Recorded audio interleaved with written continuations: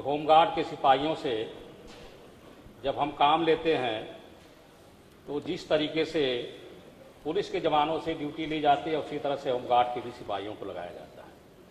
इतना नहीं मान्य अध्यक्ष जी, जहाँ कहीं भी सार्वजनिक कार्यक्रम होते हैं, सरकारी कार्यक्रम होते हैं या जब कभी भी संवेदनशील घटनाएं होती हैं तो सबसे पहले उस मौके पर होमगार्ड के जवानों को ही लगाया जाता है। तो माननीय मंत्री जी से प्रश्न था कि अगर हम पुलिस के जवानों के बराबरी में काम लेते हैं होमगार्ड के जवानों से, तो क्या जिस तरीके की सरकारी सुविधाएं पुलिस के जवानों को दी जाती हैं तो होमगार्ड के सिपाहियों को भी दी जाएगी? माननीय मंत्री जी ने कहा 600 रुपये प्रतिदिन के हिसाब से 18,000 रुपये 30 दिन का महीना मान करके होमगार्ड के जवानों को दिया जाता है और यह एक स्वयंसेवी संस्था है, इसमें सरकार की सेवा शर्तें लागू नहीं होती।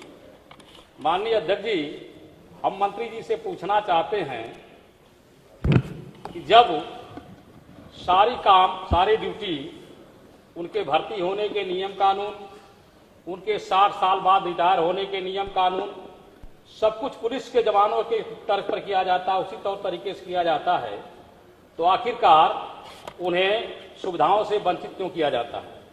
हम इसलिए कह रहे हैं कि आज की तारीख में पूरे जो होमगार्ड के जवान हैं अपनी योग्यता के अनुसार सरकारी नौकरी न पाने के कारण मजबूरी में होमगार्ड की नौकरी स्वीकार करते हैं और जब ये बेचारे रिटायर होकर के घर को जाते हैं तो जीरो बैलेंस पर जाते हैं।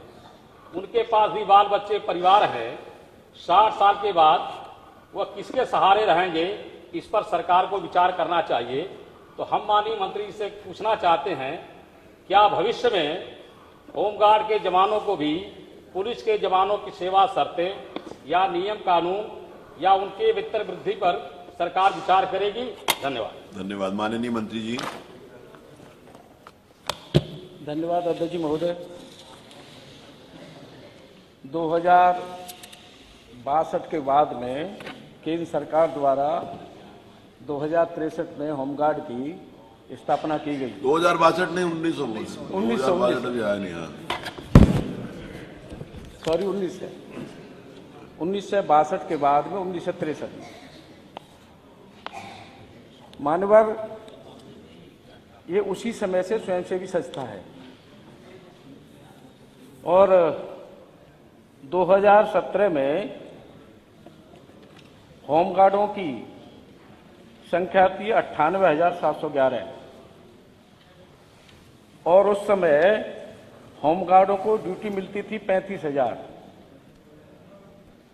आज हमारे पास होमगार्ड हैं 78,000 और 100% हमारे होमगार्ड जवानों को ड्यूटी मिलती है।